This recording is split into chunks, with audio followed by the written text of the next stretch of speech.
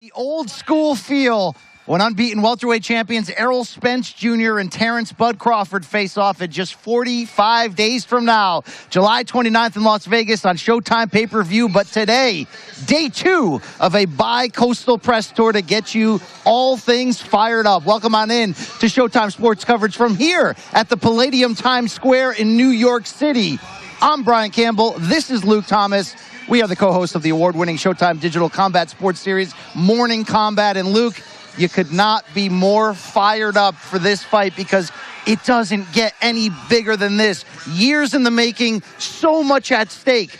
Can I get a pulse check? Can I get a wellness check on you ahead of this fight? I still wonder sometimes, are we dreaming? Is this fight actually going to happen? And of course, it definitely is. But here's what we learned yesterday at the press conference, that these two were going to be a little bit chippy with one another, a little bit prideful, and that got my expectations even higher. I mean, listen, BC, what could we say about this fight that hasn't already been said? 2 undefeated records, maybe the most important fight for this generation, certainly the most important fight for 147 pounds, and on and on. But it's more than that. It's a fight that actually needs to happen. It's a fight that boxing has to have. The very best have to fight each other. Not every year, you can't even expect that necessarily. When I say that, I mean the 2 pound for pound best. But we're going to get it here this time, not just in this weight class, but for all of boxing. The 2 best are going to finally square off. This is what the sport needs to lift itself, to carry itself, and honestly, I would say this, to stay in a healthy kind of state. Well, dreams do come true for boxing fans. It's not Christmas time or the holiday season, but it's been a very big year for big events. Like we said, it does not get any bigger than this. The first undisputed 4-belt welterweight champion will be crowned July 29th, T-Mobile Arena in Las Vegas, presented, of course, by Premier Boxing Champions. You're going to hear from both fighters today, just 24 hours after they faced off for the first time in Los Angeles. We're going to interview them, the trainers, the accompanying parties right here on this stage. But what you mentioned, the little bit of fire that came out yesterday, this may not be the type of fight that has or even needs an abundance of trash talk or some of that sizzle, that flair. It sells itself on the name, on the accomplishments, but I think also on the intensity of both fighters, the competitiveness. This one really feels like it could be extra special. Yeah, I don't think that they're out there playing mind games exactly. You often see that as part of the fight game. One guy can be good at the pre-fight stuff and get in the other fighter's head and derail them. I don't necessarily see that as what went on yesterday in Los Angeles. Instead, is the point that you raised. These are 2 extremely competitive guys, extremely motivated, driven both by ability, riches, and also purpose. That's what really gets them up in the day. That's what really gets them going. Excuse me. And so, I think you saw that leak out yesterday a little bit, BC. You saw their competitive fires run into one another. I mean, again, we said it on yesterday's broadcast. Who are the 2 best welterweights on the planet? It's these 2 guys by a country mile. Yeah. Everyone knows that. There is only one thing left to find out. Who is number 1? We're going to get that done. No Austin Powers joke there intentionally. At the ages of 35 and 33, Spence and Crawford, respectively, still at the very peak of their physical, their mental powers. They will put it all on the line July 29th. We're talking about the best in this division. We're talking about really the pound-for-pound best in the sport today. The winner will be that too. In addition to being the undisputed 4-belt, undefeated welterweight champion, I feel like both of these guys for years have showed us that they have the potential to be all-time greats. But to have that one-up in the debate, to be the face of the era in the aftermath of what was an absolutely electric Mayweather-Pacquiao welterweight era and really an entire era for the sport, we've long wanted to know who's next to take that baton and run it. We've had 2 on the track here in Spence and Crawford finally crossing paths.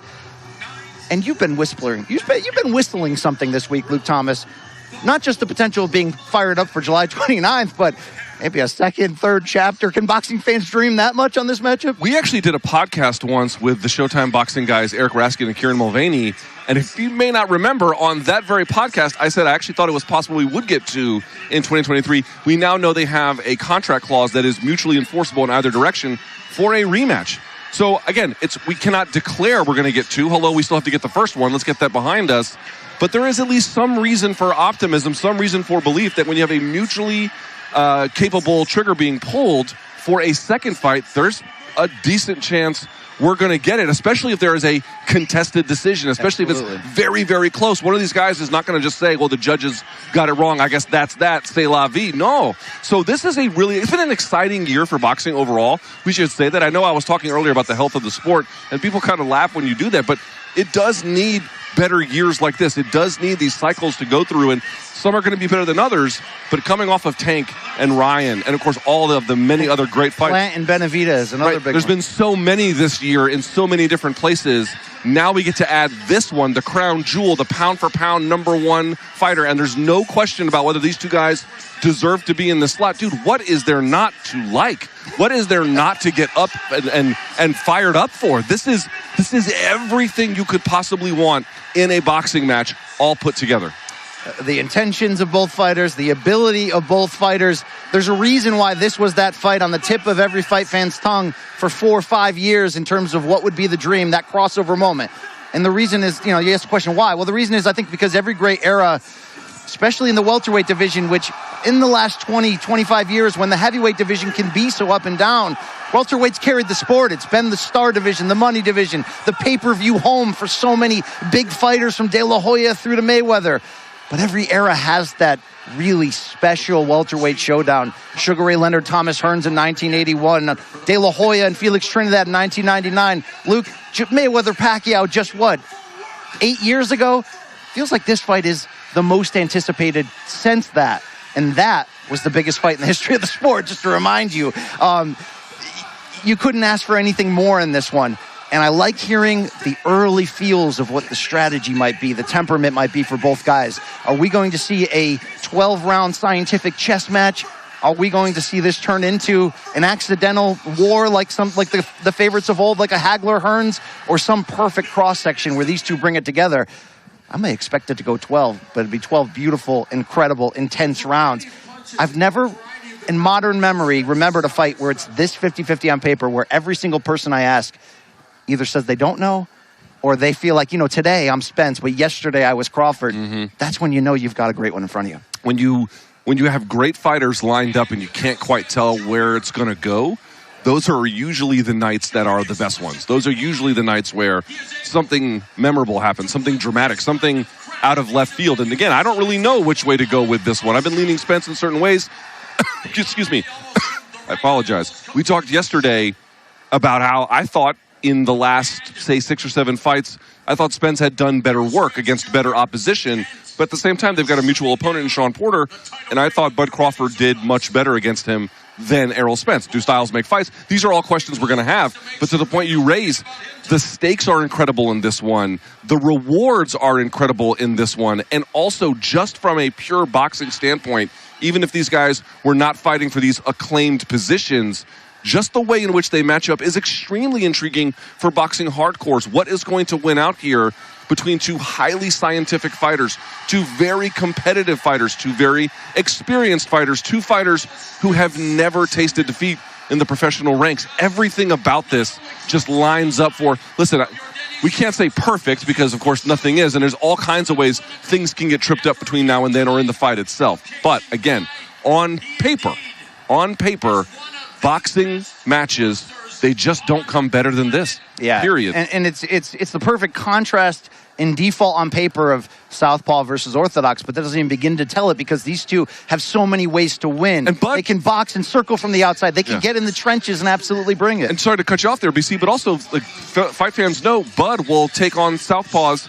and then get in the Southpaw stance himself. Sure. So there's all kinds of weird and fun and exciting mysteries about which way this is going to go. Absolutely. I mean, when a fighter like Bud Crawford fights mere mortal, sometimes it's that one big adjustment and the fight is over. Typically when he goes southpaw, this is that type of fight that we expect to be contested at a high pace with high intensity that will be interweaving of high skill, ebbs and flows, big time adjustments, because these are two craftsmen in there, two geniuses of what they do.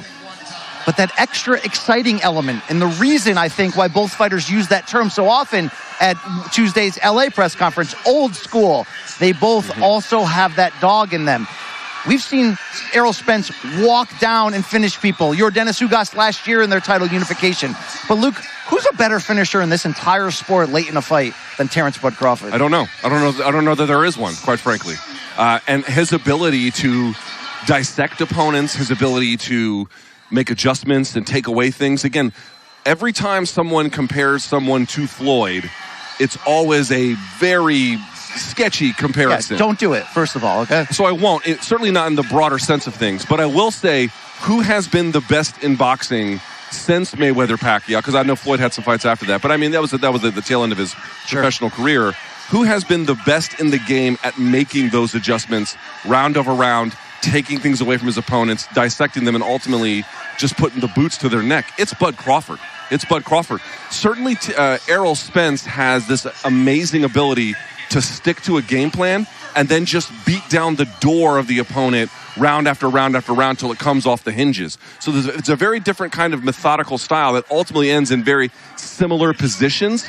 But to the point that you raised, BC, the creativity of Bud Crawford, the imagination of what you can do.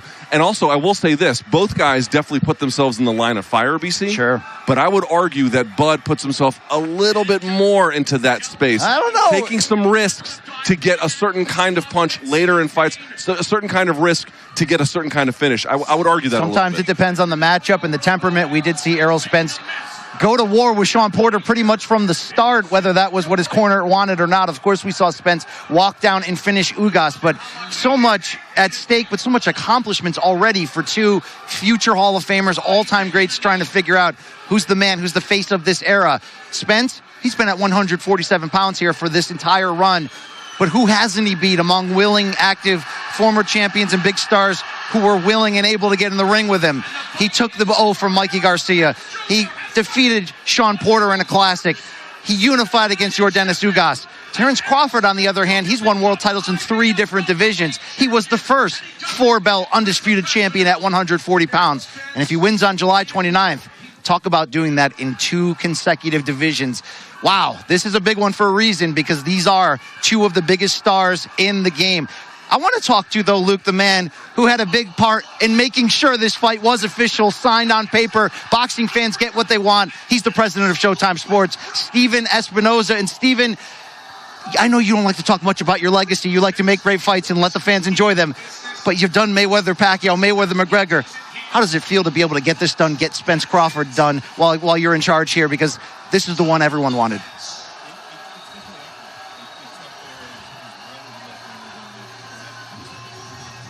Not because of the quality of the fight, but really the process. It was a different process that was unlike anything I've ever been involved in. I mean, we had Floyd active in his negotiations. He was very involved in every aspect of it. But I can't remember a case where Floyd actually inserted himself and called an opponent, and said, we're at an impasse. Let me help break this down. And that's exactly what happened here.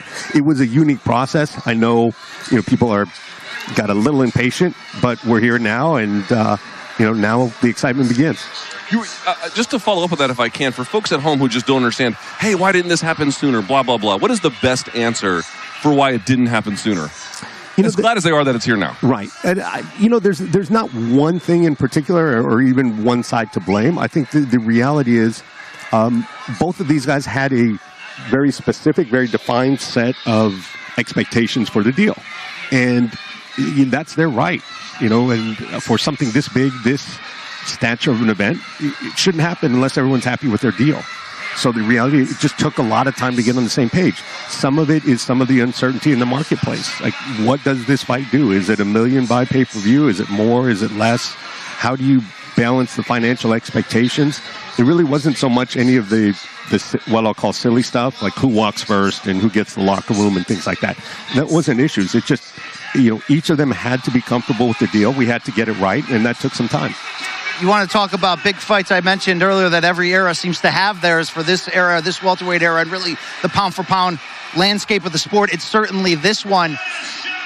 That's got to get you fired up as a fight fan just the same. I don't remember a fight where I've had this many people not really sure what this fight is going to look like. Well, and that tells you something, right? Well, and you've seen the odds. I think that it shifted. It started even. It went a little bit Spence. Now it's a little bit Crawford. I think that's going to be the whole way. No, odds aren't everything. Everybody knows this is a toss-up. I mean, people lean one way or the other, but I have yet to see someone credible who says, "Oh yeah, I know exactly who's going to win and why." That's just not the way it's going to happen. What we heard echoed, and you were there in person at the first leg of the press conference on Tuesday in LA, was that term "old school" to describe this fight. Both fighters used it. How would you describe that in comparison to this one? Like, what does that mean to you that this is an old school pairing? It's a good question. I mean, to me, and I think the best analogy, even why I would call it old school, is this is Leonard Hearns. I mean, to me, that's the best analogy. But if we look through history, there has been this type of generational fight in the Glamour division, in the welter division, just about once a generation. And you can go Leonard Hearns, you can go Whitaker Chavez, sure. You can go De La Hoya Trinidad, Mayweather Pacquiao, and then I think this is the definitive welterweight glamour fight of this generation. Yeah, no doubt. Are we officially in an era of guys wanting the smoke? This year has been great for boxing, certainly on Showtime, but not exclusive to. There's been great boxing in a lot of places. This is the next piece of maybe the crown jewel of the year. We shall see. But why is it all of a sudden we're getting? Again, I know this one took some careful time, and maybe it is just timing, but it does seem like the younger guys, they wanted a little bit more. Yeah, I have a theory. It's not completely fleshed out, but it seems like there was sort of a recommitment coming out of the pandemic. And that affected a lot of people in a lot of different ways. And a lot of people woke up and said, look, this can all disappear anytime. But if you look at what happened after the pandemic, I think we were on a very good roll as a network before the pandemic. Pandemic interrupted everything. But if you look after, coming in 21, 22, 23, we started seeing, we had Canelo versus Plant for Undisputed. We've got unification fights. We had Jermell Charlo and Castaño twice. We've seen Stephen Fulton unify. There's been a lot, and when you look at it, sort of numerically, in the last roughly 2 years, we've had 5 male undisputed champions happen. 5 in 2 years. That's never happened in history. So what does that signify? You can't get undisputed champions unless the best are fighting the best. And that is, demonstrably happening. What angle of this fight, as a fight fan, what angle, I don't mean storyline, but I mean the fight itself, are you most curious about? What is the individual, matching up scenario that has you most intrigued? I think for all the storylines, to me, the most interesting is what happens in the ring. I mean, it's the most basic, but that's what we're there for. And given their styles, the difficult thing about putting together some of these fights, along with our partners at Premier Boxing Champions and TGB, is there's one element you can't control. We can control the TV production, we can control the marketing, all of that. You can't control what's happening in the ring. And as people who help stage and organize events, we want people watching, going to have a good experience. So there's always some nervousness. Everyone's done all this work. Everyone's come out to this fight. Let's hope it's a good fight. I'm not losing sleep over this one being a good fight. That's not my concern at all. Right. Well, that's something we talked about, because this doesn't have the Mayweather-McGregor jawing, performance art, rap battle, back and forth. It doesn't need it, though. But was there anything about yesterday's press stop that surprised you in seeing a bit of that A-list machismo come out of each guy? I saw those guys elevate their game, because both Terence and Errol are sometimes reserved. Errol's very humble, doesn't talk a lot. You sometimes will get some talking out of Bud, but overall they're not guys with huge social media presence. They're not out there putting themselves out there. What you saw yesterday, I think, was out of character for both of them, because they both came out pretty aggressive, and I think they're going to come out even more aggressive today, having experienced it once. But they were more vocal, more confident, more confrontational than we've seen either of them, I think, in most of their past fights. I made this point early in the broadcast. I wonder what you make of it here very quickly, Stephen, which is that, you can't expect fights like this to happen every year. They are difficult to make for that reason. But I do feel like this is not just a fun fight or an important fight in the sense of what it means for the welterweight division. It's an important fight for boxing. Boxing needs its very best to square off, at least on a semi-regular basis, in order for the sport's health, which I know is often commented on. But in all seriousness, this kind of thing has to happen, right? It does. And I think, the narrative that it hasn't been happening is a little bit tired and no longer accurate. I think if you look demonstrably at the last couple of years, it has been happening. It is happening. And, I think the reason what maybe pushed this one over the edge is the disappointment we all felt last fall when it fell apart. And we all had a bad taste in our mouth coming out of that. So it says when we got the opportunity, which we weren't even sure we would get the opportunity to get all together again and start negotiations. Then once we did, it was sort of more motivation. None of us wanted to have that feeling again of having it seemingly fall apart and not deliver something that the sport and the fans need. All right, final question before we get up on stage and start this thing. Something we, not as journalists, but as fans, have been kind of, hey, the rematch clause, the two-sided one. Mm-hmm. Do you guys sit up in the office and go, hey, fighters, if you want to do this 2, 3 times, 4 times, we'll leave the door open at Showtime's pay-per-view. I mean, we'll keep letting you back in. Well, given the challenges of making the deal, it seems silly not to build in at least an opportunity to do it again and not have to have any arguments or confrontations about it. It's not a guarantee. I don't think anyone involved is a big fan of saying, look, they're definitely going to fight 2. That's not guaranteed, but I think, in this particular case, I don't expect anything other than a close fight. So we could see it twice. Love it. Love it. Thank you. The president of Showtime Sports, Steven Espinoza. That's enough for us right now. We'll be on the back end with breakdowns, interviews, but pretty shortly we'll be throwing to the stage here day 2 of the Bi-Coastal Press Tour. Spence versus Crawford, and all building up to the big one, July 29th, T-Mobile Arena in Las Vegas, and only on Showtime pay-per-view. And, of course, brought to you by Premier Boxing Champions. Luke, I'm ready. I am ready for this, all right? So let's toss it. Let's go now. Sorry about that. Almost time to get going over there. But, Luke, the fighters are getting ready. We're going to have the face-off. We're going to get the introductions. Ray Flores in the house. Yes, indeed. Brought the big voice, Brian Custer, our colleague, as well. So it's going to be good. I can expect a little bit more spice today.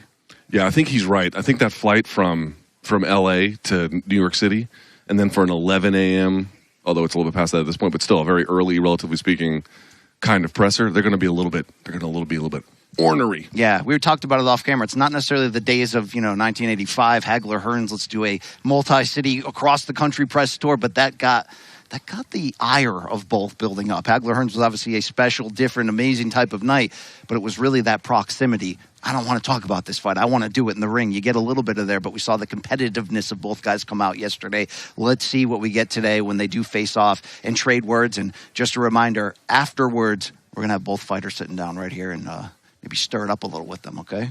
Yeah, I believe we're supposed to have them both at the same time. So that should be... We'll see what that looks like.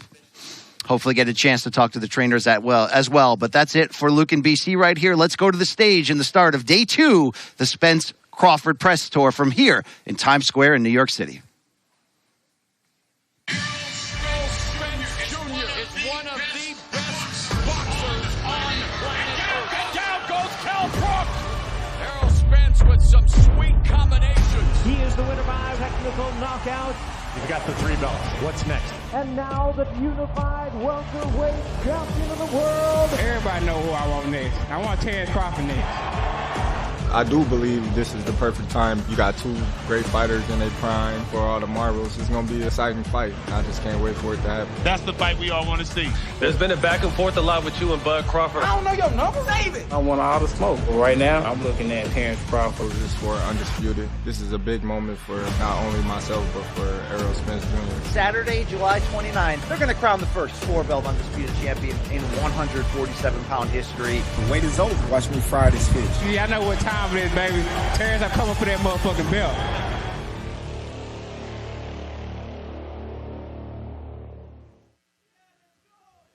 Ladies and gentlemen, welcome to New York City. Saturday, July 29th on Showtime pay-per-view from T-Mobile Arena in Las Vegas. The undisputed welterweight championship of the world is on the line between Errol Spence Jr.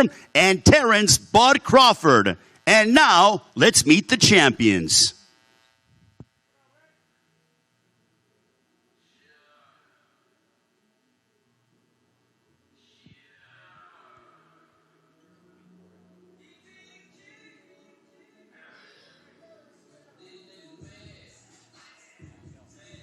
And now, ladies and gentlemen, please welcome to the stage with a record of 39 wins, no losses, 30 wins coming by way of knockout.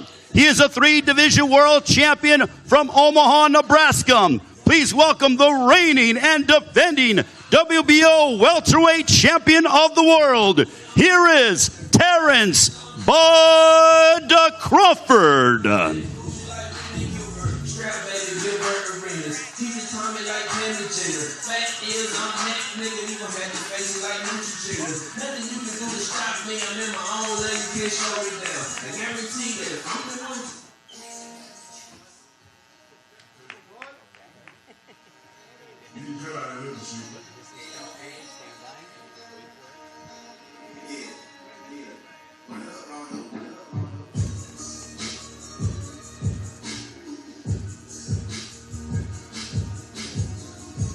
And now, ladies and gentlemen, please welcome, with a record of 28 wins, no losses, 22 wins coming by way of knockout, from DeSoto, Texas. He is the WBC, the WBA, and the IBF welterweight champion of the world. Ladies and gentlemen, here is Errol, the Truth, Spence Jr.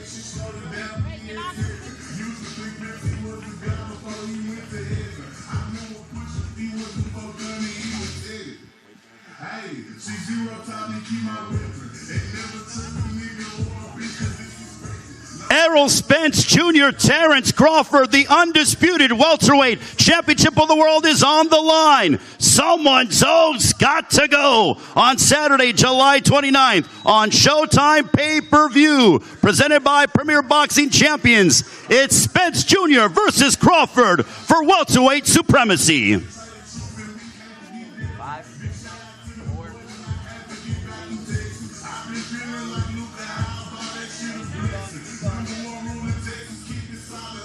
And there they are, ladies and gentlemen, Errol, Spence Jr., Terence, Crawford. Both men looking to remain undefeated on Saturday, July 29th on pay-per-view. Now we would like the fighters, both Errol Spence and Terence Crawford, to take their seats. They will be joined by their camps, including their head trainers, Derek James for Errol Spence and Brian Bomac McIntyre for Terence Crawford. And now, ladies and gentlemen, to conduct the Q&A, we present to you the host of Showtime Championship Boxing, Brian Custer.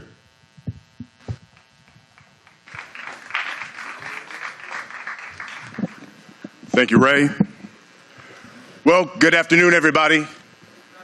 Welcome to New York City, the Big Apple, for this press conference kickoff, Spence Jr.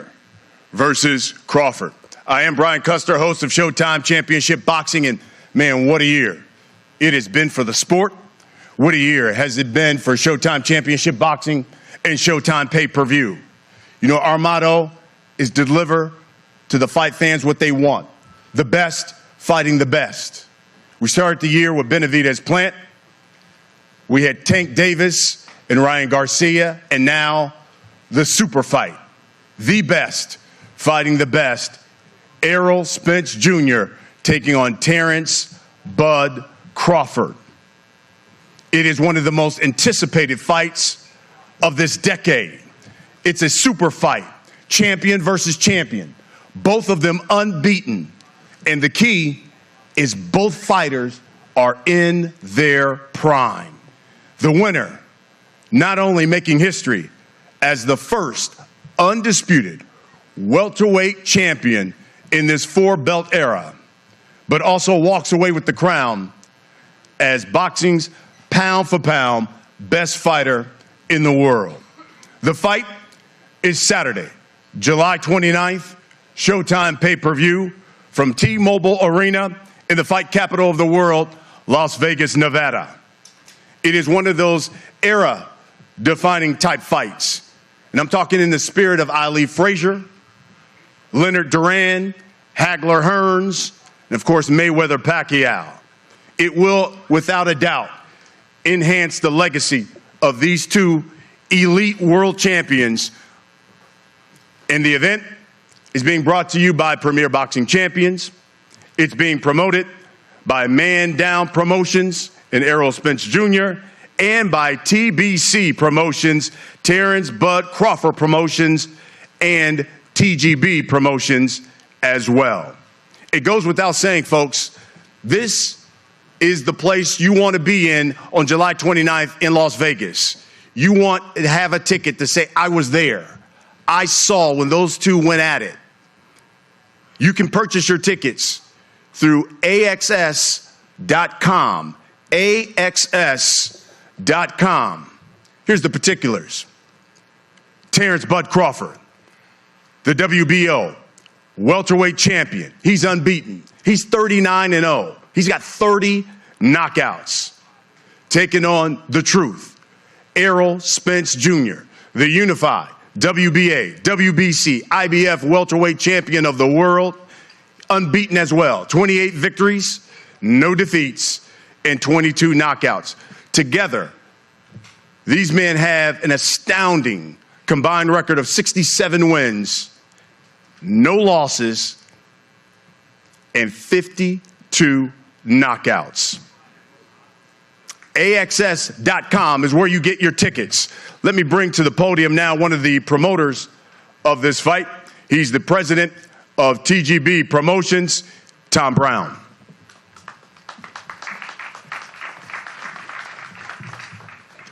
Thank you, Brian. Good morning, everyone.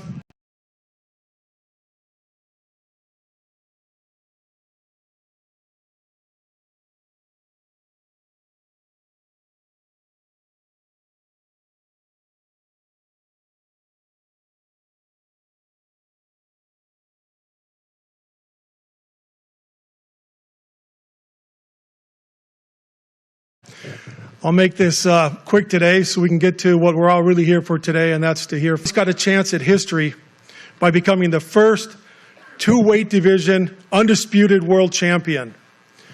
But one thing's for sure, the winner of this fight will be the undisputed pound-for-pound king of boxing. Thank you.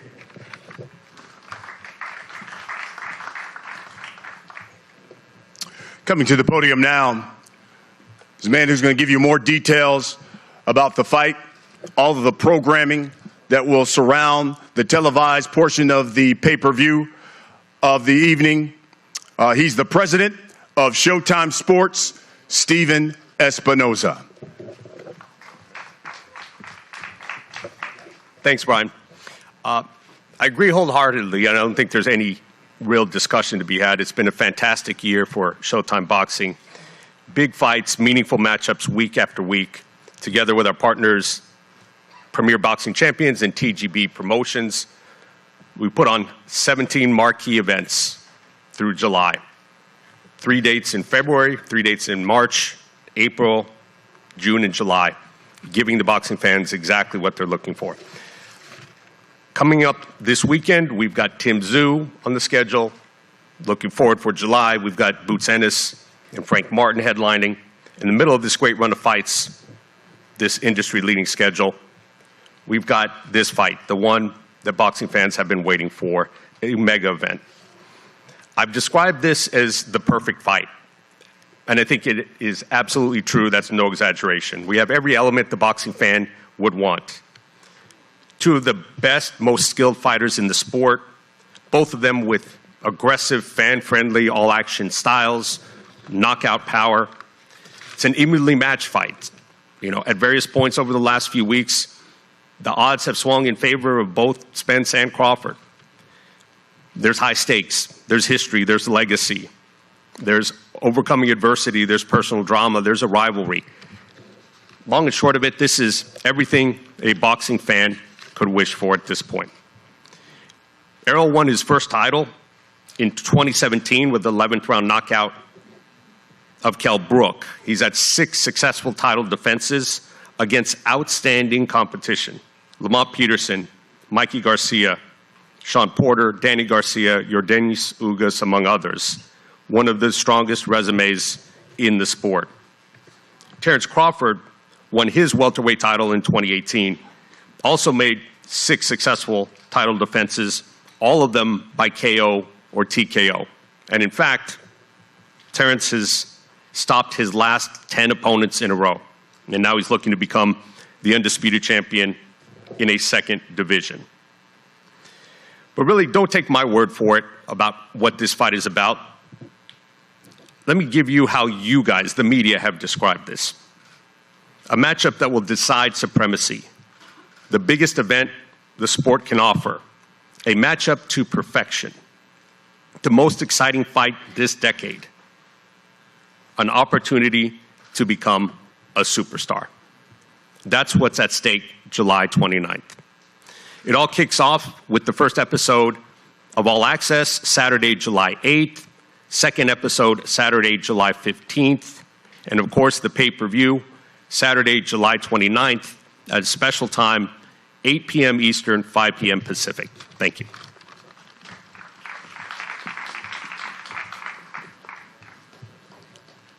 It's time to hear from the camps.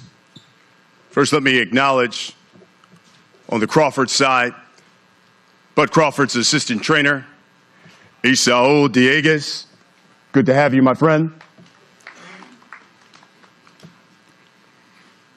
Coming to the podium now is the head trainer for the WBO world champion.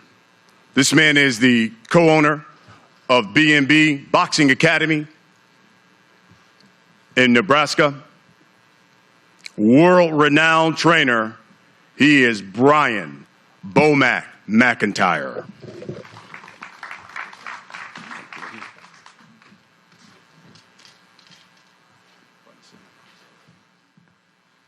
Oh, what's up, everybody? Glad everybody came out to the press conference to support this big fight coming up. Thanks Showtime, Stephen Espinoza, PBC, Errol Spence, Derek James. I especially want to thank my man, the champ, Bud Crawford, for putting his foot on the pedal, for making this fight happen. So I really ain't got too much to say that more than what I said yesterday. But I will tell you this. This is how the fight gonna go. The fight is gonna be tough. It's gonna be real tough. Errol's a good-ass fighter. And I tilt my hat to him for what he accomplished in his boxing career. I took my hat to you, Derek, man, for doing a good job with your fighters. The first couple rounds gonna be real tough. But then we're gonna start walking away with the fight, like we always do. Like my man said, Bud didn't stop the last 10 opponents. Just maybe, Errol gonna be number 11. So listen, y'all tune in, July 29th. Get your tickets. Y'all gonna miss something if y'all don't attend.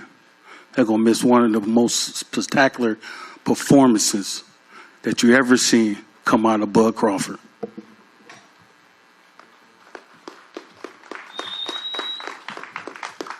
Thank you, Bomac.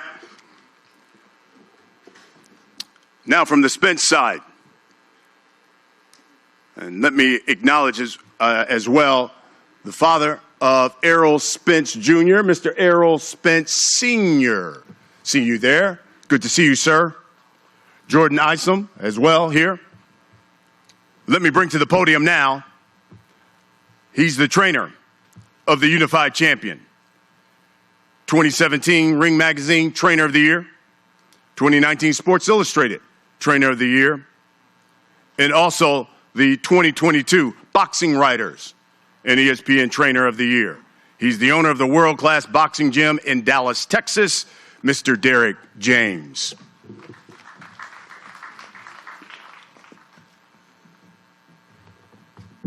Hello, everyone. I'm very happy to be here. This is a very exciting event.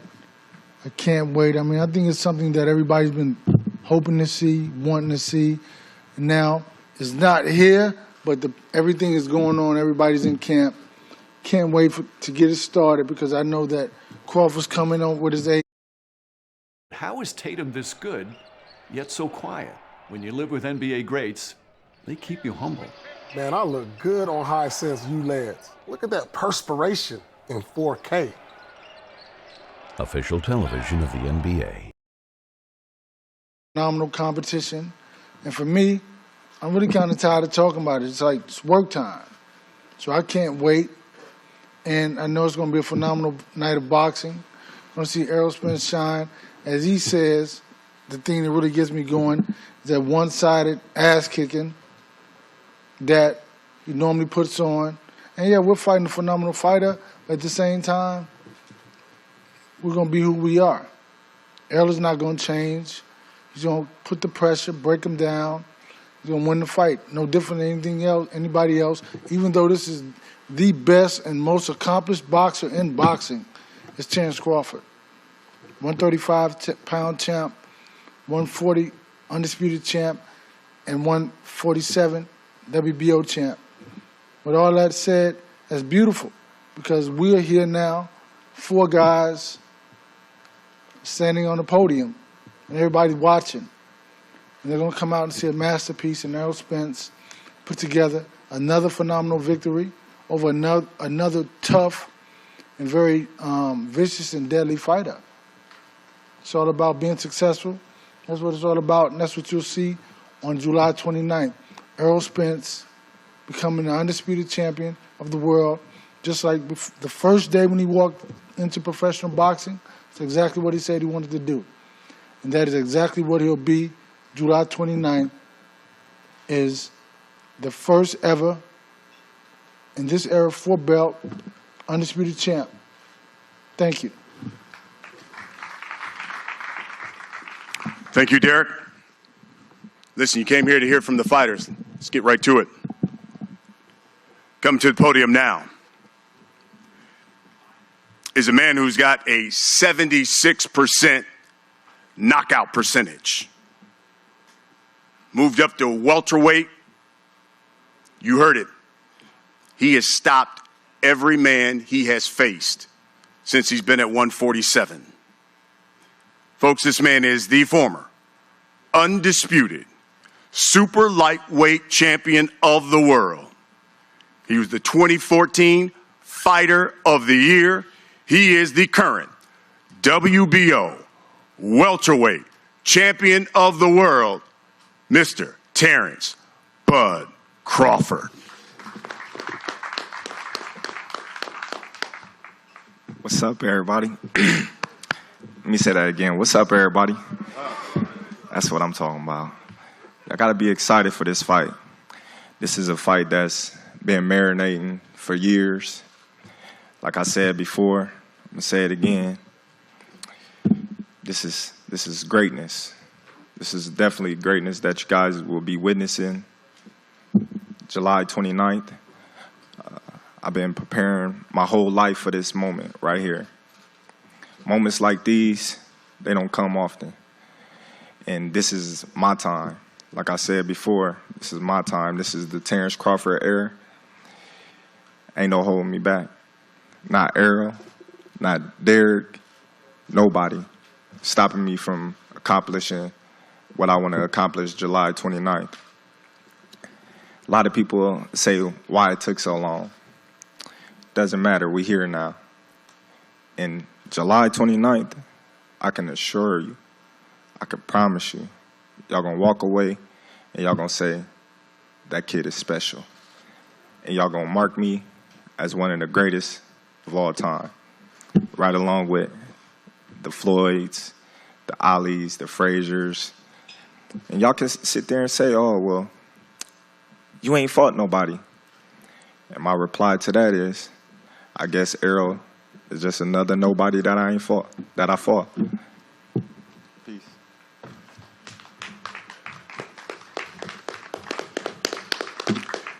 Thank you, champ. Coming to the podium. This man has a 78% knockout percentage. 6 of his last 7 opponents, former world champions. 3 of them were current world champions. He took away their straps.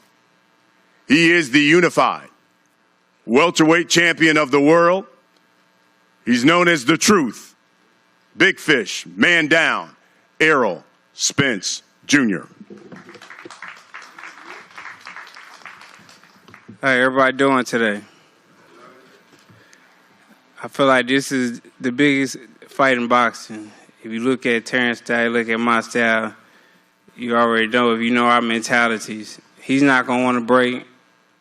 I'm definitely not going to want to break. But I feel like somebody got to break come fight night.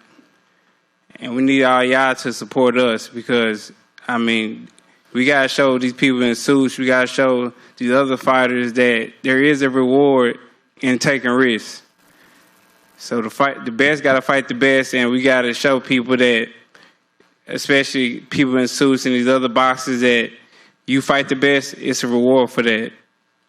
You know, and I'm just grateful to being here, man. Very blessed for this opportunity to be the first ever undisputed welterweight champion of the world and fighting a great fighter like Terence Crawford. I'm ready to put on a great show, a great performance, and show people how great I am and show people why I will be one of the best welterweights ever of all time. I'm telling you, do not want to miss this fight. This is going to be a great fight. I'm putting on a great show. I'm going to show everybody why I be breaking people. Make sure y'all tune in July 29th. It's going to be another man down, and it's strap season time.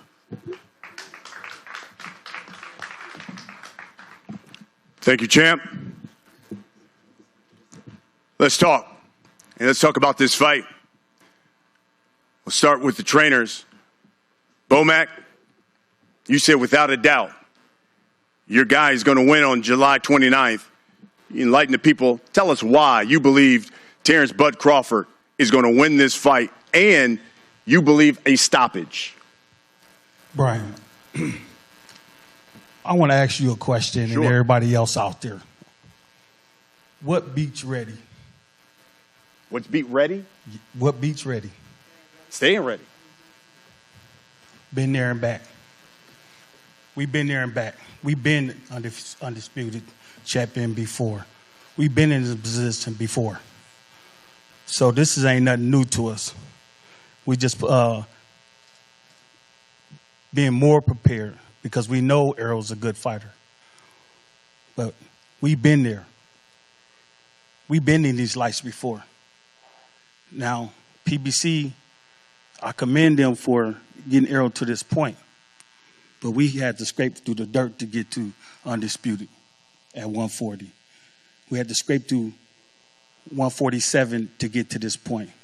So we was ready 10, 11 fights ago.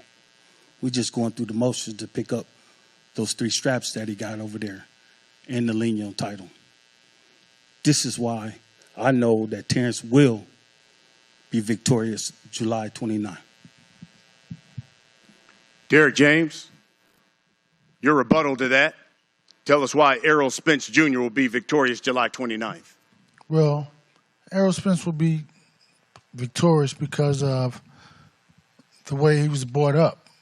He was brought up to be in the space that he's in because of the way he was developed. With each opposition being better and better and better and better.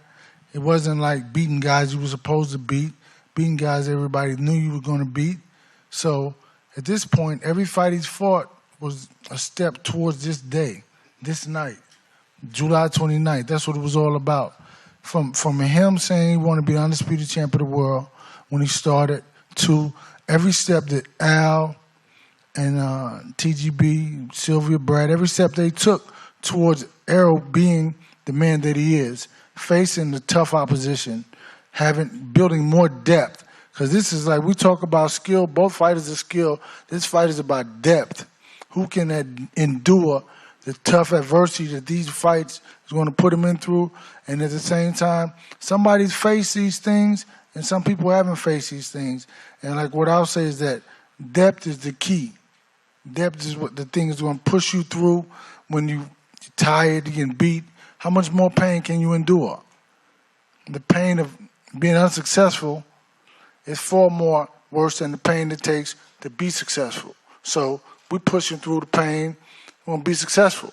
And that's why he'll be champion, again, undisputed champ on July 29th. It's because of everything he went through to get to this particular point.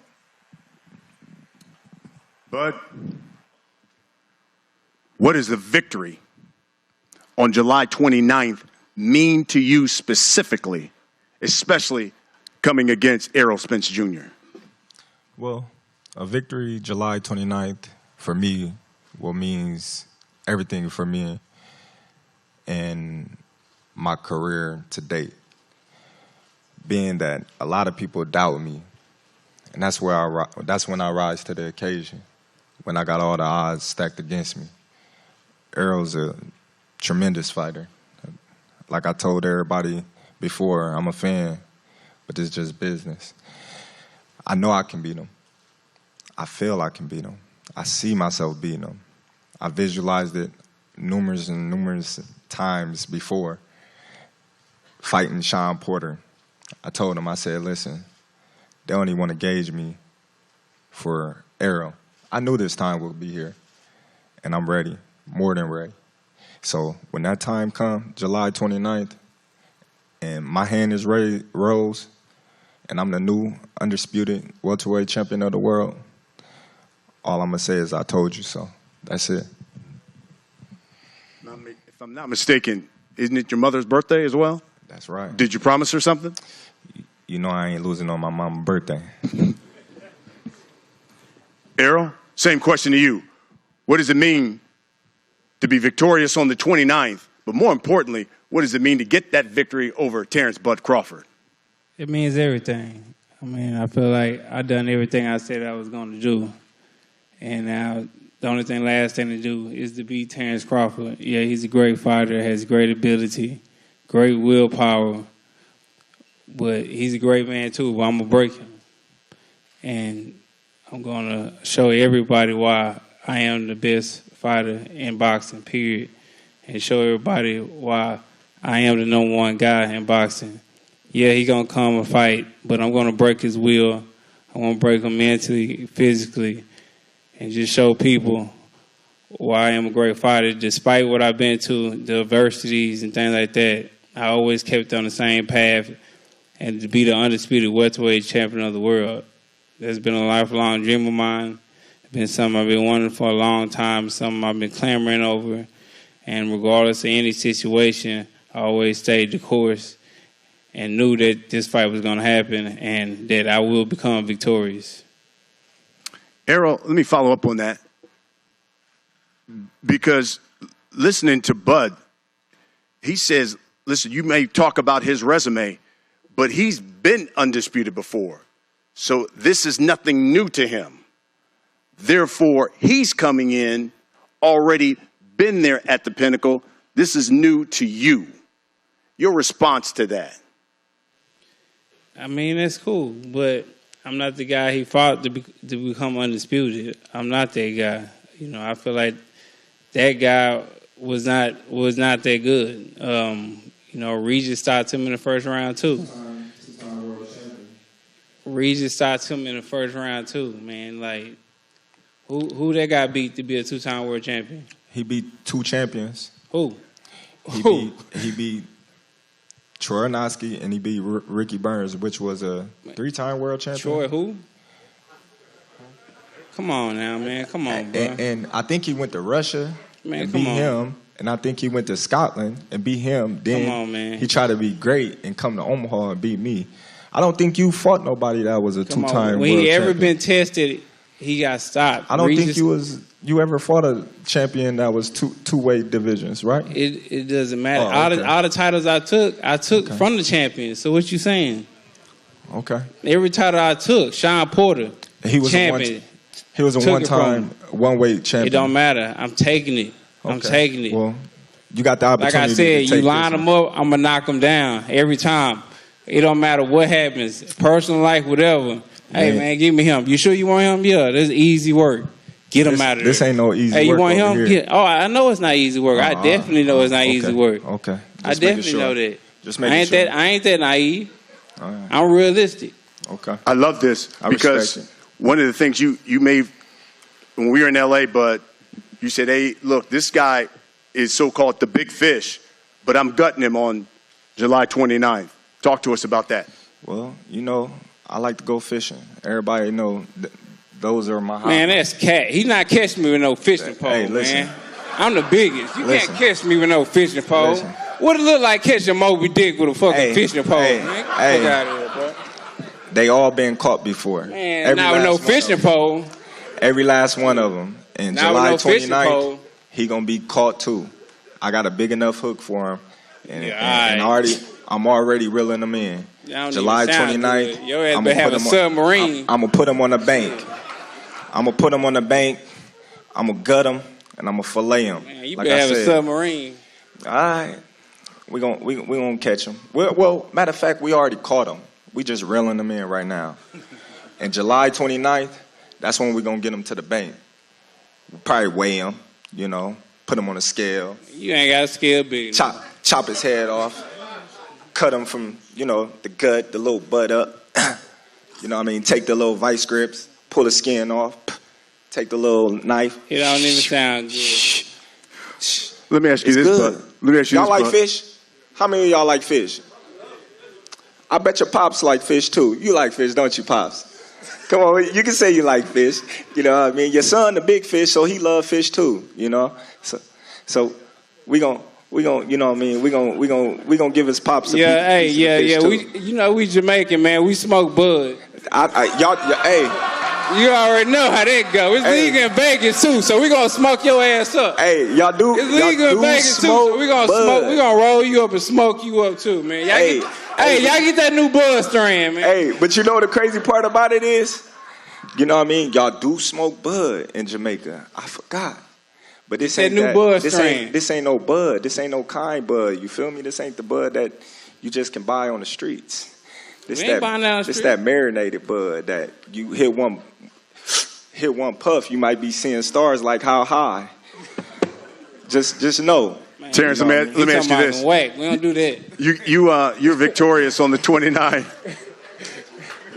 You will be. We don't smoke whack. The first male to be undisputed in 2 different weight divisions. Yes. What does that mean to you? Well, it's gonna mean everything to me July 29th, and I can guarantee you, July 29th, you're gonna see a Terence Crawford that you have never seen before. Everybody always asking me, is this the best Terence Crawford? And I said, no, I got a lot to show. Errol may be that fighter to bring the best out of Terence Crawford. We shall see. Errol, he said he's going to show on the 29th that this is the Bud Crawford era. What are you showing on the 29th? Man, he can show what he want to show. You know, it might be his era after this fight. You know, after I beat him, you know, he might go on and, you know, win other titles and go up the weight class, win some more titles, and, you know, do what he do. But he's not winning July 29th. So he can go and stop that nonsense. What does it mean to you to be the first undisputed welterweight champion in this 4-belt era? It's great. I mean, it means everything. This is what, you know, we lace up the gloves for. This was we used to watch, you know, as an amateur, you know, I used to always watch the old school fights and, you know, just glare over and be like, man, one day I'm going to be in a fight like that. And I used to watch something called Legendary Nights.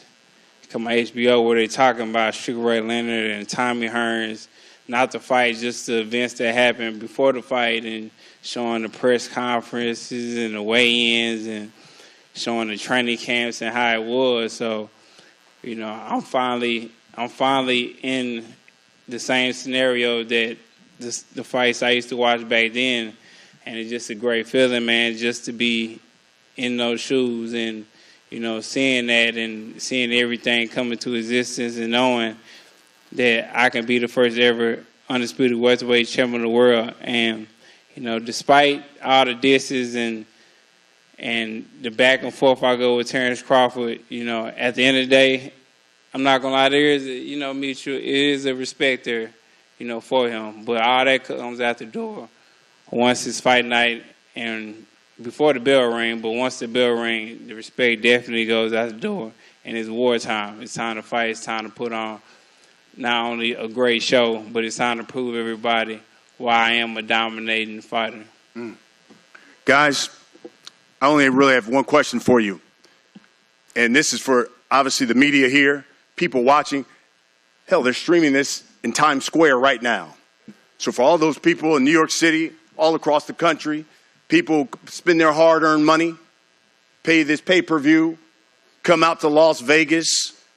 Terence Bud Crawford, what can you guarantee they're going to get on July 29th? Because Errol Spence Jr. says he's breaking your will that night. Well, that makes for a great fight. So July 29th, everybody, if you ain't got a ticket, if you didn't get a chance to get a flight to Vegas, buy the pay-per-view. You got two young, hungry lions going head-to-head for the throne. Errol Spence is a tremendous fighter. I'm a great fighter. He's accomplished a lot at the welterweight division. I accomplished a lot in the sport of boxing as a whole.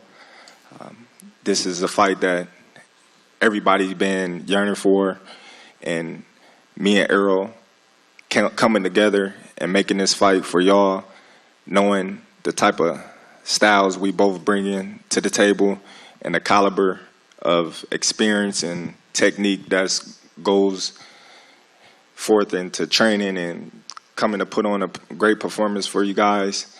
He's going to bring it. I'm going to bring it. He's going to try to break my will like he said he is. I'm going to try to break his face. So that makes for a great, exciting fight. You know, he's always in exciting fights. Me, myself, I'm always in exciting fights. And the best man will win July 29th by the pay-per-view. Let me cut to the chase.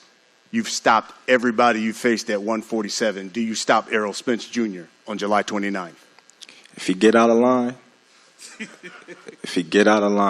I swear to God, he going to be the number 11th. Errol Spence Jr., same question. For all those people coming out to Vegas, buying the pay-per-view, this man says, you get out of line, he's stopping you July 29th. What can you guarantee these folks are going to get on the 29th of July? Well, he already know I'm getting out of line. I've been getting out of line my whole life, so so it is what it is. If you say, hey, you gonna have to try. You're gonna have to try. I guarantee you that. But like I say, man, y'all gotta come out and support this fight. Either come to the fight or order the fight, man. We gotta support these fighters out here. I'm gonna tell y'all stories out of LA Fitness, and I was running.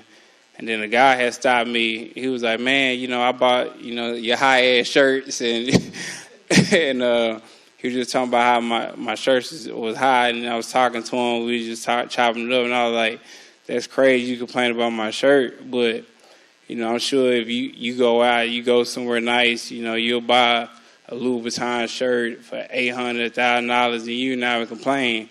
And that same guy who owned Louis Vuitton and own these high-end fashion places wouldn't even give you the time of day or even talk to you like I'm talking to you, you know what I'm saying, right now. So, I'm just asking everybody to show some support and show people and show, the business boxing people and, everybody that, that it is a reward in taking risks. Just like how we go to these basketball games, football games, and pay $20,000 to sit front row and get these seats, and nobody's complaining. Support these fighters, man, because this is how they earn their living. They literally putting their life on the line to give y'all a great show. They literally losing brain cells and could lose their life for y'all. So, support us, please. Come out to the fight, watch the fight. Everybody talk about this fight. These are two great fighters fighting each other. We bringing it back. This has been a great year for boxing. And for me, this is the best fight in boxing, especially style-wise. So let's just everybody tune in, man. This is going to be a great showing by me. I'm sure he's going to put on a great show and try to put on a great performance. But like I said, I'm the biggest. He ain't catching me with no damn fishing pole. I'm flipping his whole boat. I'm sinking him. You better come with a submarine, the USR, China, everything. Because like I said, man, I'm the biggest shark. I'm Moby Dick. I'm the king. Ain't nobody stop me. It's strap season, man down. Make sure y'all tune in. Y'all going to see another great show and another performance. I did catch that. You saying man down on the 29th? Man down, strap. Man, y'all know the motto. Man down, strap season. Line them up. All that, man. Big fish. The biggest. Fish fillet. Hey, man. Hey. Fish fillet. Smoking on bud. There you have it. It is July 29th. It is the Put them in the dirt. most anticipated fight of the year, really of this decade. It is Errol Spence Jr., Terence Bud Crawford. Guys, let's get a face-off. Let's put the belts. Let's get us a face-off and get the camps as well. Thank everybody for watching as well.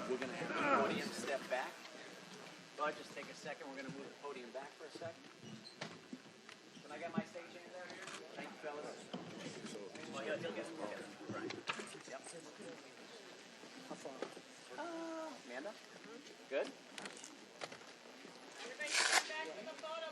There you go.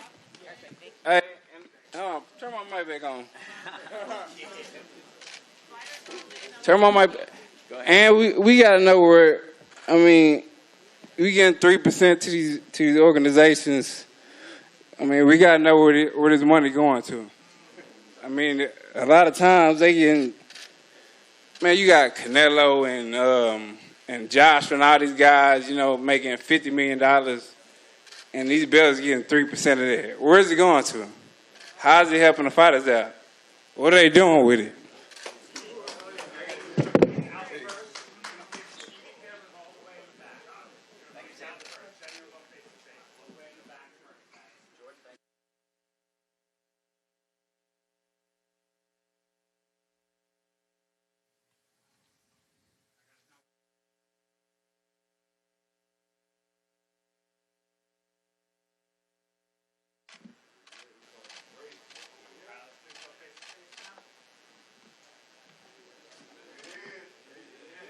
Sir. Yes, sir. Yes, sir. Yes, sir. It's work time. It's work time, y'all. It's work time. It's work time, y'all. It's work time. Oh, up front. Okay.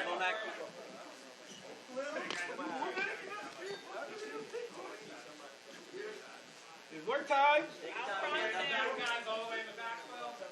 Sam, make space for Work time, y'all. It's work time. It's work time, y'all. It's work time.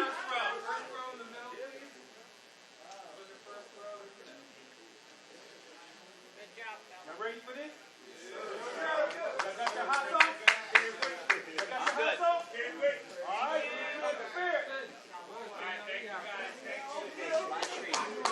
And there they are, the welterweight champions of the world, Errol Spence Jr. and Terence Crawford. July 29th cannot come fast enough, just 45 days away. Luke Thomas and Brian Campbell back with you. And just a reminder, we're going to get both fighters on the interview stage in just a second. Luke, day 2 complete. Your reaction to what we saw up on the dais?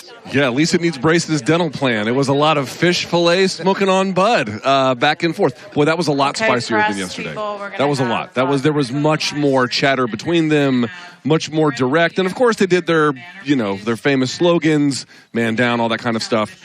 But I don't know. It was a little bit more pointed today. And then Bud also touching one of Spence's belts. I have a question for him. I think anytime you cross the line into touching the other one, is that marking your territory in a way? It's a little bit. It's a little bit. Here we go. We got some folks joining us on stage.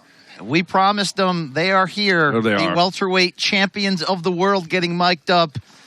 The future Hall of Famers. But who will get one up come July 29th? Errol Spence Jr. and Terence Crawford fired up for this one. The history at stake and the promise of a finish of action of everything boxing fans are looking for. Many years in the making, but it's here right now, and we have both champions with us. Guys, day 2 of the press conference, it got fun. It got a little spicy. But, Terence, I want to ask you one thing. Amid all those fishing analogies, I did hear one thing. I'm reeling him in. To me, that says, I know I'm in his head. I saw you grab the lapel of Errol Spence. What was that motion? With the belt. No, I don't think I'm in his head. I just think that it's been a long time coming. I've been calling for the fight. I've been asking for the fight. For whatever reason, it didn't happen. But he took the bait, and now July 29th, we got the fight, and I'm gonna get him to the bank. All right, Errol. I've covered you a long time. I'll never forget ahead of your victory over Sean Porter. You said, "Look, I'm faster than you. I'm all these things, but that doesn't even matter because when it comes down to it, I've got more dog than you, and I know it." That night, you proved it. You got your hand raised. Do you believe you have more dog than this man who's never been stopped, never been beaten? That's possible here, July 29th. Oh, definitely. I feel like I'm the apex. You know, I feel like he definitely going to come to fight. He definitely going to, try to put on – he going to put on a great performance. But, I feel like I'm just a better fighter overall. I feel like I'm going to break him. He said he going to reel me in and bring me to the bank. So we're definitely going to see. I don't think you can reel me in. I don't think nobody got a big enough fishing pole to reel me in. Terence, have you seen his the merchandise he's put out with the Smoking on Bud with the big shark on it? Yeah, that's cool. That's cool. What do you think of it? You like it? Funny. It's funny. It's funny. You know what I mean? Shout out to the creativity people that he got behind him. I had to come back because he had the the Aquaman with the shark. Bellagio? Yeah, with the shark. So I told my people, man, we got to come back with something fast. So. It was pretty funny, I'll admit. All right, Errol, let me ask you. You've seen his career, everyone's seen his career. I'm going to ask him the same question in just a second, but start with you. What would you say is his best win? What's his best win? I feel like all his fights was great. I've been a fan of Terence Crawford. I'm a fan of boxing too, so I watch everybody. Like people even ask me, "You've been studying him? You've been watching him?" I'm like, I've been watching him. I'm a guy who sit on the toilet and just, and watch boxing. It's a lot of information. Yeah. I'm a guy who sit and watch boxing or just chilling. I'm watching boxing and I'm just watching different people. That's why I was like, I never had to really watch film on Sean Porter, Danny Garcia because I watched all their fights all the time. So I was already familiar with them and what they do. So I feel like most of all his fights was great fights, and he showed a lot of even with Gamboa and all them, he showed a lot of determination because you see it from when a fighter get hurt, you see how they react, and he reacted in a courageous way. So, I don't see any fault in that because you get fighters who get hurt and they get timid, they always jumping, or they keep they're more scared and not active as they used to be. But with him, he gets meaner when he get hurt.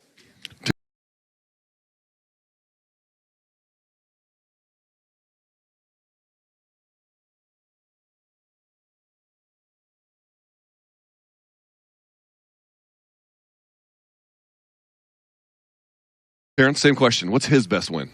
Well, I think for this moment, this fight, in some cases, this opponent, all your career, all your life. When was that starting point, though? Because this rivalry goes back 4 or 5 years. I'm not even sure if there is a port. Well, when was the first time you started thinking about, I'll be seeing him at the end? Well, my dream and my goal was to be here years ago at the pinnacle of boxing. I wanted the Manny Pacquiao fight. It didn't come to fruition, but I moved up in weight and I wanted a big fight. I wanted Errol Spence. I wanted Keith Thurman. I wanted Danny Garcia because I knew those was the fights that was going to put me on this stage. I didn't get those fights for X amount of reasons, but everything happened for a reason. We here now, and me and Errol, we on the biggest stage that neither one of us been on before. And July 29th, we're going to put on a tremendous show and show the world why we the two best fighters in the division. Indeed, indeed. One thing I've loved, Errol, is the call back to history, calling this an old school fight, comparing this to Leonard versus Hearns, and there were so many of those 70s, 80s, 90s fighters are our heroes because they put on courageous, incredible main events. Are you both subtly telling the audience here that we're skilled enough that we can put on a chess match for 12 rounds? But no, we're both going after it like it's 1981 right now, like it's, old school is new school once again. I feel like this is just guaranteed fireworks. Are you expecting the exact same thing? Definitely. Terence got a mean streak. I got a mean streak, and I feel like that's what the 80s and the early 90s. That's what it was about. It was about the best fighting the best, and they put on great shows and they performed very well, and nobody wanted to wilt to each other. So they was just, they was going to war. They was fighting. It was literally a war. Where you had Ray Leonard, Tommy Hearn, you had Hagler, you had Duran, and the best wanted to fight the best, and the best wanted to beat the best, and they didn't just want a decision or victory. They really wanted to beat and punish their opponent. So I feel like this is what people have here. And a lot of times, they want to see you, mean mug and look mean and be angry, but boxing's not like that. Boxing's not, not really like that. That's more of doing it, for the fans. Sure. Like me, my best performance, especially in sparring, somebody I'm cool with, because I'm not trying to get beat up by somebody that I know or somebody that I might talk to. I'm trying to really put a hurting on him. So I feel like this is going to be an action-packed fight. I'm trying to put on the best performance of my career. I know he's going to try to put on the best performance of his career. And everybody going to want to tune into this fight, especially the older people who talk about, oh, man, I remember when this guy fought or when Ray Leonard and all them fought and how great them fights was and Evander Holyfield and all these. They're going to want to tune in and watch this fight because this is going to be an old-school fight. I mean, Terence, do you have that same feeling that it wouldn't be just enough to be in this duel where at the end the fans go, I'm not sure who won?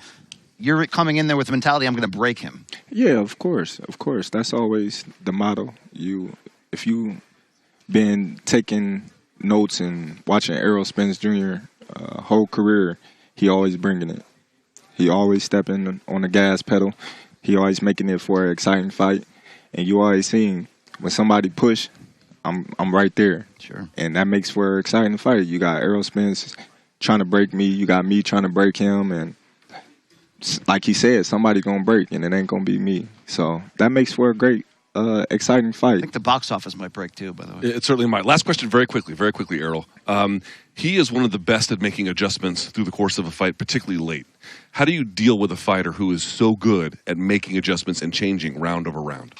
You just got to stay focused. I feel like that's what makes the great fighters great. I feel like that's what even make the great athletes great because they keep their focus 24/7. They never lose focus. And once you lose that split focus, you can get caught or, something can happen. So for me, it's just about staying focused. You can get caught or, something can happen. So for me, it's just about staying focused, being in dog shape like I'm always in, Of course, he always come in shape. He has great, late rounds. And I always have great late rounds, too. So this is one of those fights where, it could easily be, a 15-round fight because I feel like in the later rounds, especially when we get comfortable with each other, I think, it's going to be an all-out, basically war and a war of nutrition. Amazing. 45 more days. We can't wait to see you guys in Las Vegas, July 29th. Thank you for joining us. Congratulations on getting to this point, and we wish you both the hell of a See y'all in Vegas. See y'all in Vegas. Thank you very much. Right. It's the champions, Errol Spence Jr. and Terence Crawford, Luke Thomas and Brian Campbell wrapping up with you. And Luke, if that doesn't fire you up, if you don't hearing the inside baseball, hearing what Errol Spence does on the throne. I know. I was like, Errol, it's a little much. That shows the focus, though. Wherever he is thinking about Terence Crawford. And also, there should be said this. I mean, he kind of made it in a funny way, but there is something to be said for it. Namely, I have noticed it's a little bit simplistic to say that there is a real big difference between the fighters who watch tape and those who don't. But what I will say is the very best ones always watch a lot of it, right? That's the one kind of common note. And, of course, I don't need to know where he's watching it, but the amount of hours he puts into it, I believe him. I believe it. I mean, we also said this yesterday. Like, these two guys have watched each other's careers from afar. You know what I mean? You're not fighting a stranger. You're not, like, maybe you're getting to know him a little bit better this week or through this process, but you kind of had a pretty clear idea of what you were up against long before the contract was ever signed. I love that familiarity factor, both because of the surprise it might mean on July 29th and then the subsequent adjustments therein through the course of the fight. And I like the read on the demeanor of both. We had some posturing, some trading back and forth. I mean, Errol Spence has a new nickname now, Moby Dick, to add on top of Big Fish and all the other ones right there. But even though they can go back and forth and say, no, I'm actually the better one, you're going to find out, Errol said it on stage, and they kind of echoed it right here. There's a lot of respect for each other. Right. And that respect is important because they know they have to dig to a level even deeper than they have had to before, even against the great Sean Porter, against Kell Brook, a common opponent for both of them, which for Errol Spence, when he won his first title that night, we saw him do exactly that, dig deep.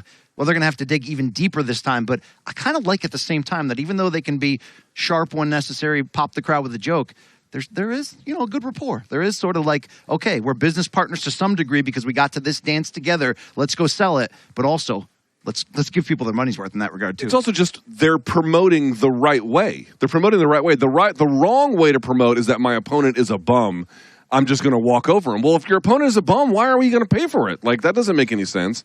The real key, the real needle to thread is my opponent is amazing and I'm going to walk over him, right? Which is essentially what both of these guys are promising. One of them is going to break and it's not going to be me. I'm going to do this. Man down, put him in the dirt, fried fish, smoke a bud. You pick your choice. Not a kind bud, though, just so we know. Yes, I mean, he was very specific. I was like, Errol, I know what you're saying there. But in all seriousness, listen, this fight has so many things that we could pick up, this among other ones, where the wind is at its back to make it great.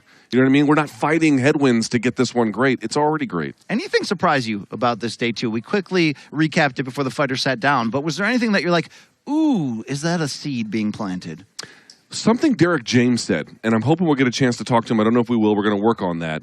But Derek James said something about, listen, it's not really about reinventing the wheel here or, changing boxing.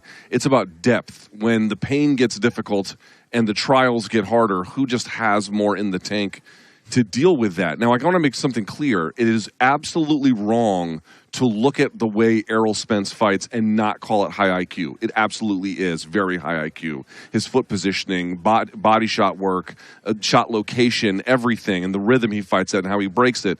I mean, there's very, very high-level boxing detail going on there. But on top of it, what makes him so fearsome is he is an absolute... He's got the spirit of a brawler with the technique of a finely tuned machine. That's really... He almost, and I compare this, not often do I make this comparison, but to the great Eric Morales, the great Mexican legend.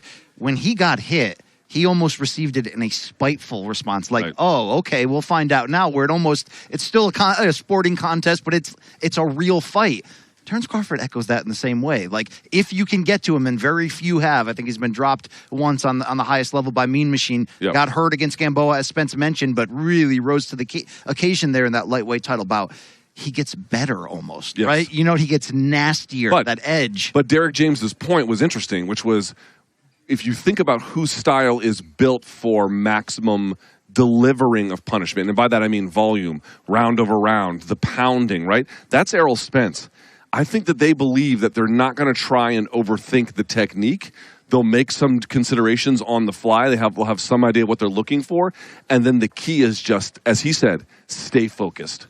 Stay working. Just keep working, and eventually, as you knock on that door, you will get the answer you're looking for. Bomac, obviously, believing in their vision of things. It says to me that, like, Derek James obviously believes in Errol Spence. How could you not at this point? I mean, that's a very obvious thing. I don't mean it that way. What I do mean is, like, true belief that ability to consistently apply punishment and pressure over time, no one can deal with that, not even the great Bud Crawford. You can see Errol Spence right there, him and Terence Crawford putting on the work in terms of selling the fight, making the media rounds after day two. Today's bi-coastal press conference comes to a close. But speaking of a great trainer, a great mind in this sport, the reigning and defending 2022 and a very well-dressed man. One of the best Windsor knots in the game. I don't think you get credit for that. It is Derek James, Texas's own. Derek, this is the Dallas, Texas. And Oak Cliff. Okay. So really, I was giving you the whole country. Oh, but, there you go. I'll just take Dallas. Look, you work with very high-level successful clients. It's a big part of your success. but you're a great game planner. This is next level game planning, okay? Yeah. Is Terence Crawford the kind of guy that one game plan is going to work, or are you really going to have to bring out everything that Errol has shown up to this point in his career? Well, I think that I focus so much on scenarios instead of like a strategy or game plan. If this were to happen, that would happen, this would happen. So I create these scenarios, and I'm constantly testing them nonstop, test, to see how he reacts to it. And I'm mimicking Crawford. You know what I'm saying? I'm mimicking him. So it's like, so when the situation presents itself, he doesn't even think twice. Say, oh, okay. Well, we knew this. We knew that. So that's what it's about. So, but I asked Errol this question. Like, Bud Crawford is very good at making adjustments, right? Very, very good. And like Errol, they're very good at delivering late. Right. How do you keep up with a guy like Bud who's making changes through the course of a fight, especially in the final, let's say, 4 to 5 rounds? So I think that only time you generally make adjustments is when you're doing something wrong, right? So if we're able to capitalize at so many different moments that he has to keep adjusting, that's brutality and pain and boom, boom, boom. You're getting hit. So you only adjust when you're doing something, because if you're doing it right, you're not going to switch up. So we just have to keep creating the scenarios that keep having him to think he has to adjust, which that means he keep taking punches and punishment. Bud Crawford, he can switch stance, but he often fights the lefties as a lefty. Right. You expect him to fight you as a lefty? I expect him to do what he does best. And I think that, and I say that because I think when I watch him fight, I see what stance he looks more comfortable in, but I see what stance he fights other people in. So it's like you prepare for both of them. I mean, we have to be prepared for both. We have to be prepared for every scenario and every situation, because if not, we're sitting there scratching our head and you don't know what to do. So it's all about preparation is the key to the fight. We've seen both of these are two of the most well-rounded fighters in boxing today. That's why I call them two all-time greats in the flesh, almost living legends in that sense. And Errol's been able to put forth performances that had specific flavors for whatever reason. Mikey Garcia, he was determined to show you, I'm the better boxer than anyone. Right. But against Yordenis Ugas, the last time out, to get you to this point, the unification, man, Errol Spence was a train that walked right through him no matter what he was going to throw. How important, or I guess why, was that game plan instituted? Because you feel like we got to see everything that Errol can do on the build-up and the lead into this one. I think that with Ugas, for me, was more difficult because I think he had more depth. You got to think about, we were not only fighting Ugas, we were fighting his tragedies, his trauma in his life, right? What he had to go through to get to America. So, and to be there. Like, no other person in boxing probably faced what he's been facing. So you're fighting him, but at the same time, you're fighting the skill set that he's been brought up to, Cuban skill set, and how slick he was, how he would create like distance and do all these other things. So it was very different to have a game plan for him because he was so crafty, right? And he fought like the old fighters, counterpunching, which is not a lot of that going on right now, but he was a pretty tough opposition, and he, like I said, each fight is a step towards here because the skill set we face prepares us for this skill set here. And so he switches up lefty and righty, but the way he was able to beat Ugas, because I always told him, I said, you won't be able to beat Ugas, you have to break him because he's not going to quit, and even he want to quit. So this is another situation where you have another great fighter to where you want to take the fight out of him. And even when he fought Sean Porter, like that 9th or 10th round, you can kind of see he was still in it, but he wasn't with the same veracity before. Towards the end, he was just in it to not really get stopped, right? You know what I mean? So he took it out of him too. So it's just like, just keep doing it over and over. It sounds to me, and I don't want to put words in your mouth, so if I get this wrong, correct me, please. But it sounds like what you're saying is for as good as Bud Crawford is, and he is excellent, he just hasn't quite experienced the kind of consistent punishment delivery that a guy like Spence dishes out.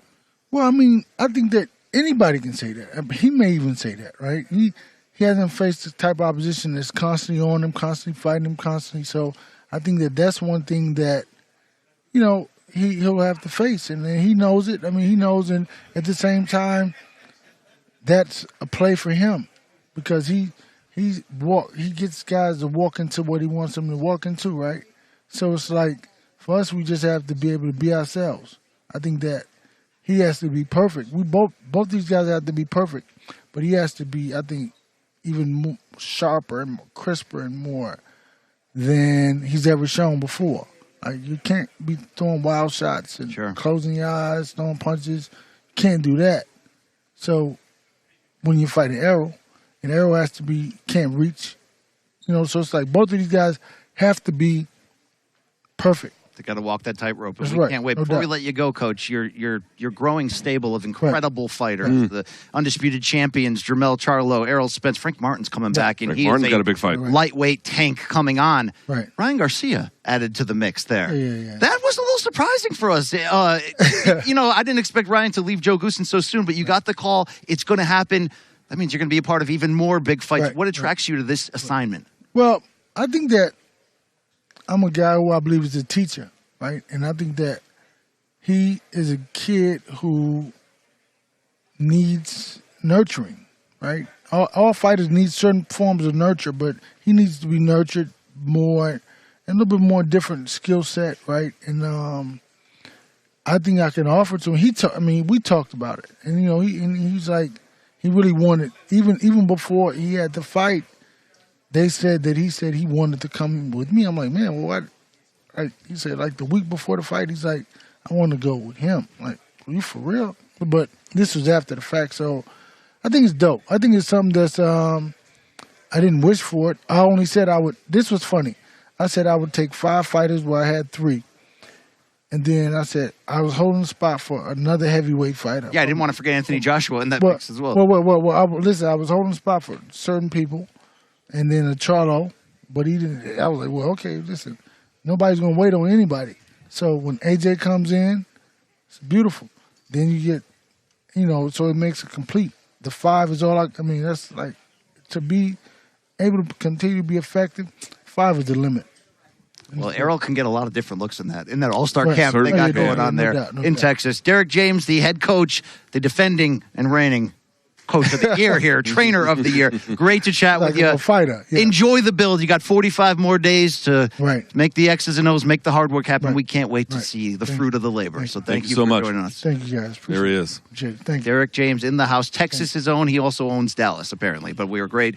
Nice to talk to him. There's the big fish himself, Moby Dick, Errol Spence, Strapses, and Luke.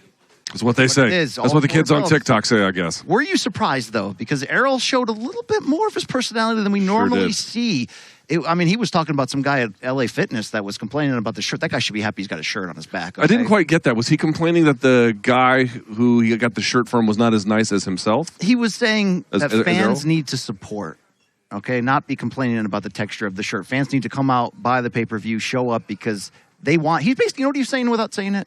That the big fights need to be made, chances need to be taken. He says there are fighters like him and Terence that are willing to do it, but they need that business backbone, that fan support to drive it home. But the other thing I wanted to bring up was, we know we're fighting for the 4 championship belts, the undisputed title. How about that little rant against the sanctioning bodies from Errol Spence? Yeah, where's the money going? Yeah, that was a little bit surprising. Although, you know, as a champion and the guy who has 3 of those 4 belts, you are allowed to express your opinion. It's an interesting question. I don't have an answer for him, certainly. But I admire his candor. I would also add, BC, the thing that I really admire from Errol Spence, which is really driving a lot of this operation, is we need to prove, not just take risk and if it falls apart, still say it's okay. No. We need to prove that accepting risk actually works for business.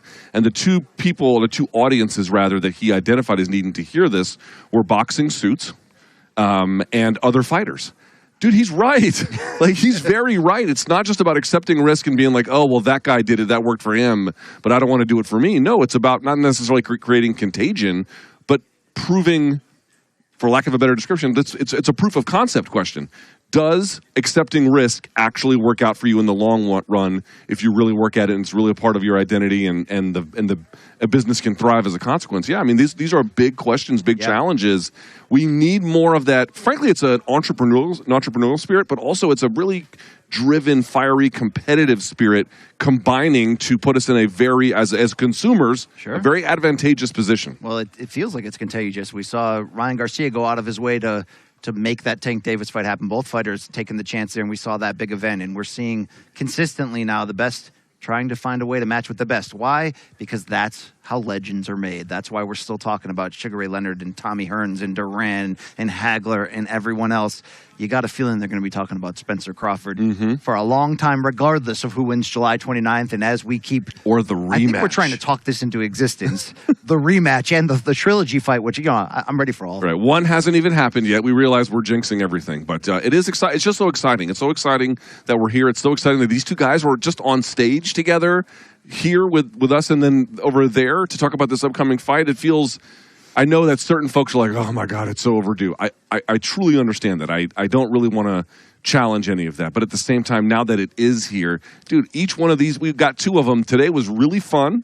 I'm just so 45 days, man. 45 days is going to be hard to get through, but I can't wait. Fired the heck up. July 29th, T-Mobile Arena in Las Vegas.